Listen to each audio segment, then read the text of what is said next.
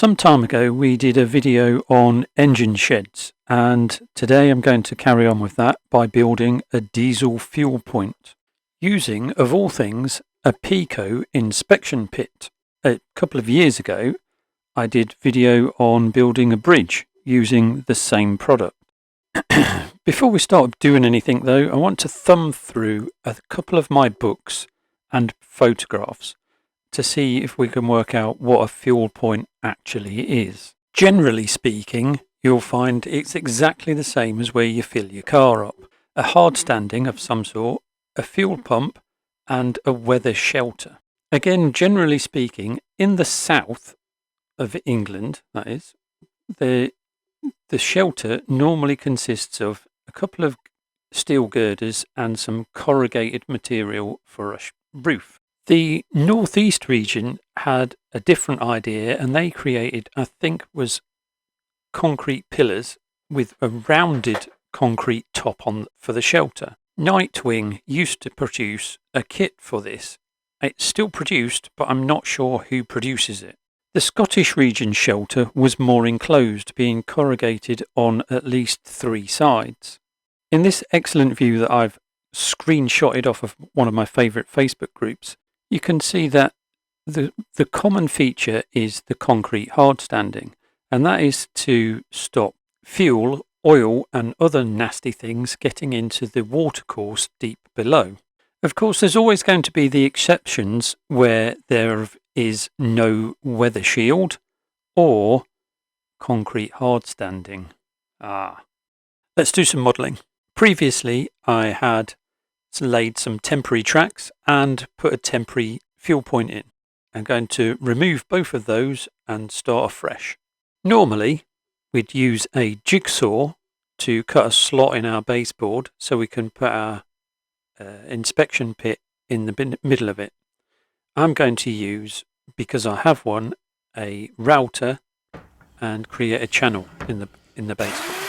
The only difference being this one creates a lot of noise and even more mess.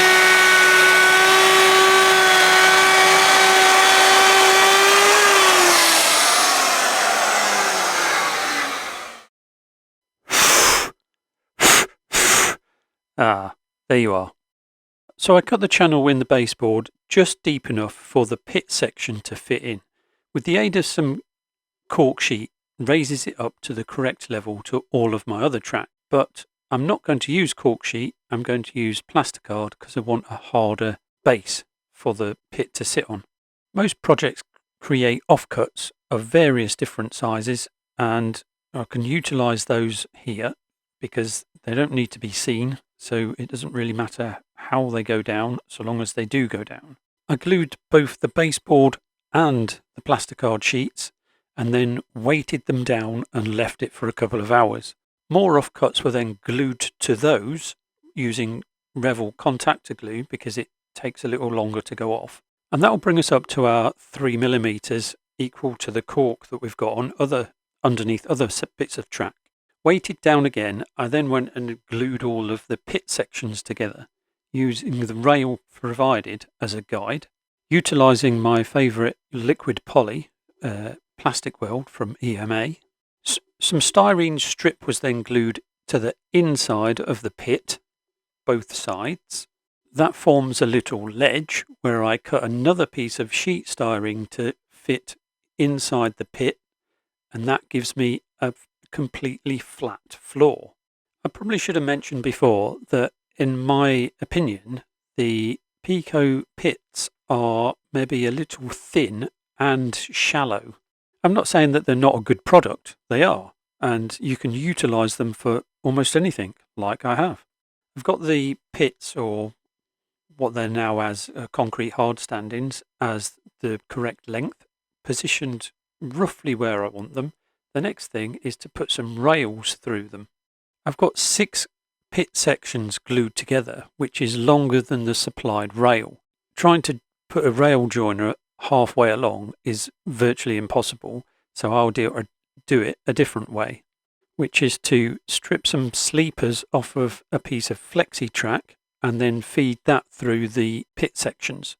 I'll use the supplied rail from the pits to put back into the sleepers. Therefore, I get a short section of track for free, sort of. Cut to length, I managed to get these sections in one piece. I had to put some sleepers at the other end of the pit sections to get the furthest rail in, but it was one piece. There's no join in the middle anywhere.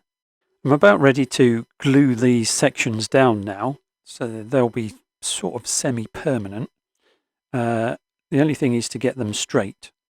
At the same time I glued the pit sections down, I glued the remaining parts of the concrete pad down as well, and they're more strips of styrene sheet.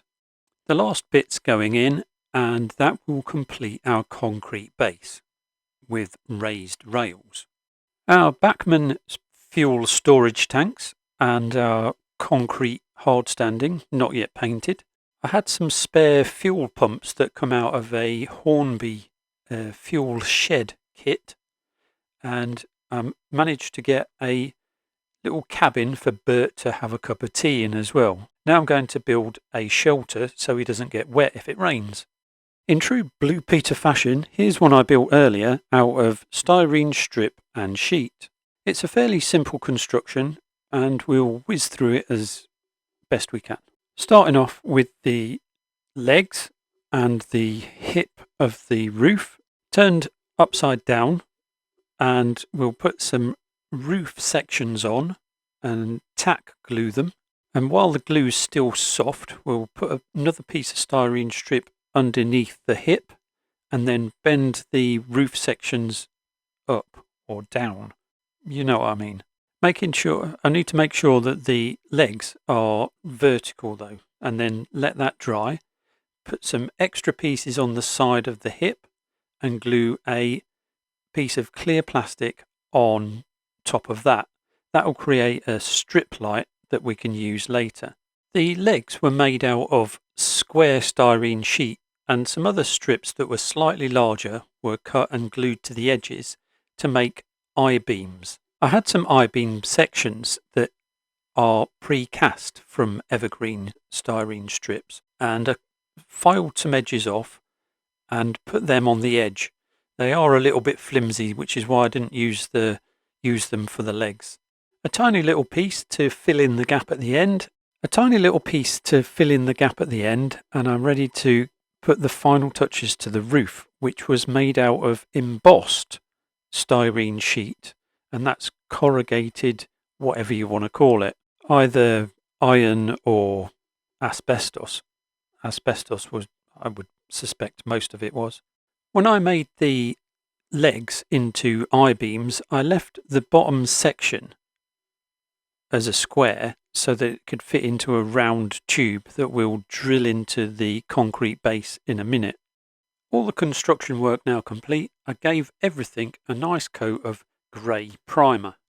Now, because I don't know how, this is one of those things I don't know how to do, so I went on to YouTube to look for modelling concrete bases, and it threw up a variety of different suggestions. I watched a couple and then decided that I can take something from all of them and create my own thing. This is the section I call making it up as you go along. I started out by stippling on some deck tan, then a quick rub of the rails with a track rubber to make sure that there's no egregious build-up of paint on the rails. I stippled the last lot of paint on, and the next lot of paint that I'm going to put on, which is a mixture of grey and old wood, I'm going to apply that with a sponge, and that's to create a textured surface for the concrete. It doesn't need to be really rough, it just needs to have just a little bit of texture. The primer and the last coat of paint were our sort of base colours, and these next colours I applied in a really blotchy nature so that no one colour prevails anywhere. Not that you can distinguish between any of the colours on here at the moment, because the lighting in my garage is not as great as on my workbench. Another pass with the track rubber to keep the rails clean again. I'm going to mention as well that between each coat of paint I left the previous one to dry for at least 4 or 5 hours. The next idea I had was to create some highlights, and I utilised some matte white, again applying it via the sponge method, and that seemed to work out okay. Next up was painting the rails with a brown. At the same time, I also painted the chairs and track clips in a black sort of colour. And this doesn't need to be super tidy or precise, because the next step when we come to weathering going to obliterate most of what we can see anyway. And hopefully in this view you can just about make out the textured effect that I've managed to get using the stippling and sponge method of applying the paint. Before going any further, I applied a coat of matte varnish and then went over the rails with the track rubber again. The next stage is washes, and I blobbed this stuff on like it was going out of fashion, knowing what effect I was going for, but not how to achieve it. It's another voyage of discovery. I managed to get most of the effect that I wanted, and you can't really tell until the washes have dried out completely. And after they had, I decided that it needed just a little bit more, so went in with the airbrush and some Knot Black to tidy everything up. I didn't go completely mad and go over everything, just where I thought it needed it, between the rails and where the pumps are going to go. I also applied it very thinly as well, so it was mixed 50-50 with thinners. I left that for a day, then went over it again with the track rubber, and then I'm going to step back out of sequence a little bit to my fuel pumps, and in a vain attempt to inject a little bit of colour into a otherwise drab subject, utilising some more of that widely available military colours. Sometimes you have wild ideas that turn out to be fantastic. Normally, I would wash these parts in warm soapy water, and that cleans all the grease and muck off of the parts you're going to paint. But I decided not to do that, knowing that they were covered in all sorts of grease and grime, and that shows through the paint, which is exactly what I was going for. A nice weathered sort of base without actually doing anything. I applied the washes to these pumps as well, and unlike some of the other videos that I've done, namely the wagons, I left the tide marks to soak everywhere because of what the subject is, like fuel pumps. Nearly finished, and the last thing I did was drill a tiny hole into the canopy and the void that we created with the clear plastic. Then I went to buy the smallest LED that I could possibly get my hands on, and at the time didn't realise there was such thing as strip light LEDs that would have been a whole lot better and would have made life a lot easier. Hopefully though, it should still work out with roughly the same amount of light coming through the gaps we've left in the paint. I superglued the wires to the downward support, and it should fit nicely in the round tube that we've drilled into the baseboard. Using our old friend capillary action again, we will give the canopy a bit of a dark wash, and hopefully all of the pigment should just settle in the grooves and angles of the H-beam that we created and the corrugations on the roof. Slapping it on by the brush load, hopefully the pigment should settle exactly where we want it. We'll have a look in a second once it's dry. And yes, we'll go with that. I've even got just a slight little bit of delamination there on the corrugations to add even more visual interest. On to installation, and at this stage I was considering modelling a big fuel spill in front of the pumps in remembrance of one of my former colleagues and friends, Dave Patterson. I created a short video on that tale. If you haven't seen it already, click the link in the top corner just now To complete the scene, I added some water pipes and other paraphernalia that's usually found around depot fuel points, the oil drum and dustbin.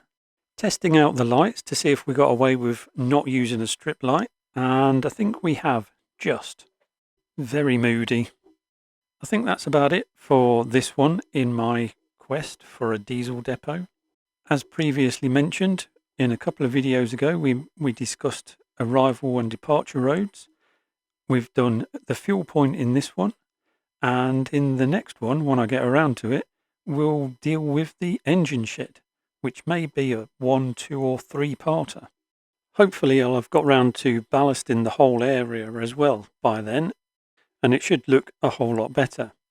Leaves me to say, thanks for watching, see you next time.